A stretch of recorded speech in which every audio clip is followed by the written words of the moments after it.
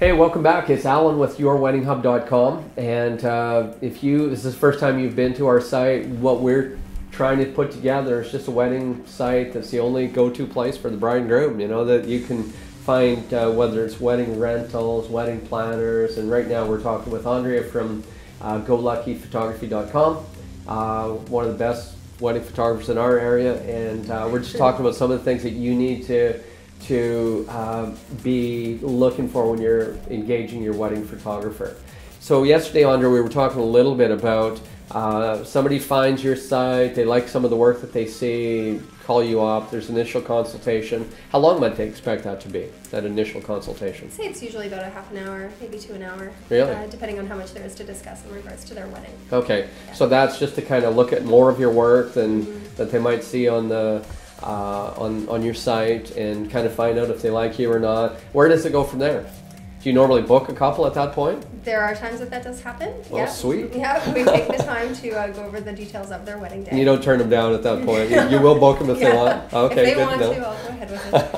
And otherwise, I'll take the information that they've given me, and if they've outlined exactly what they need for the day, I'll come back to them with some sort of a package that I've put together, and we'll discuss it from there. Usually it's just over the phone or email, and we continue on in that way. Okay, so going back to that question we talked about a couple of days ago about that initial phone call, there might often be, you know, what can I expect the price to be, and you gave them kind of a range. So then that proposal that you put together is kind of based on what you think they need, and you know, sort of here's what I recommend. Well, yeah, based on like what they've told me about their wedding. I'm not trying to put words in your mouth here, by the way, Andrea. I'm just, honestly, I'm trying to get a picture of what happens in that.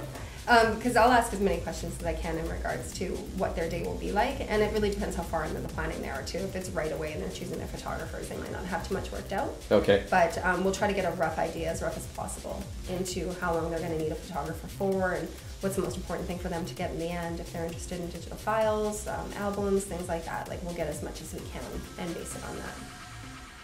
Awesome. Now, from there, you will you'll continue to. A lot of times, you said it's just over email, phone calls that you'll typically meet with them again after that initial consultation, or there are times where we have, yeah, definitely. Okay. Not always, but yeah, we might get together just to go over the final details, or shortly before the wedding. It might be months down the road, and then say a month before the wedding day, we'll get together just to go over the whole timeline and how everything's been mapped out, the other vendors, things like that. Okay, I want to get into that, but I think what's going to happen is we're probably going to have to kind of break this and you know, go into part 2 with this.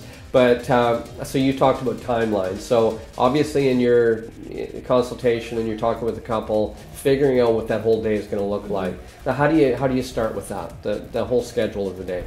I think it's very important for the bride and groom to fill in their vendors on the timeline of the day as soon as they can, as soon as they've got it narrowed down, because certain decisions will be made by the photographer and perhaps other vendors that they'll be able to work around.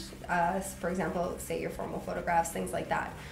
If you tell them this is our window and this is where we're going to be, like the time it includes like locations and everything like that, they'll be able to gauge what they're going to need at that time and how they're going to make that work, and basically like anything that has to do with the day, location, say reception, they might go look at it ahead of time and again decide what kind of equipment they're going to need to best shoot that area. So something like that I think is very important when it comes down to the timeline. Okay, so they need to construct a fairly distinct and clear timeline of what the whole day is going to look like. It's definitely helpful. I'd say times and locations would be huge. And with a pro photographer or one of your other vendors, if they're professionals, they'll know how to work with something that's just, you know, basically general. Okay. We'll be at this hotel at this time, they'll know how to work with that. Excellent. Now, one of the other things I want to talk about, but when we come back, is different styles of photography that are popular nowadays. And so we'll talk about that tomorrow. So come on back tomorrow. Check out Andrea on GoLuckyPhotography.com. Like us on Facebook, please, and follow us on Twitter. Just ignore the noise in the background. That's our assistant throwing things at us. But that's all right. So thanks for joining us on yourweddinghub.com. We'll see you tomorrow.